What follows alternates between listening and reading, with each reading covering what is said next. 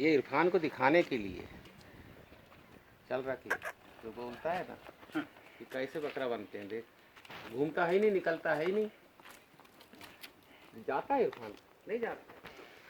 और मेरे को बकरे ऊपर से देख देख के मेरे को इतना गुस्सा आती है मेरे को कि कैसे खिलाता है ये, पैसे भी देते हैं इसको, कैसे खिलाता है जानवर की खुद में सकते। मेरे से भी कह रहा था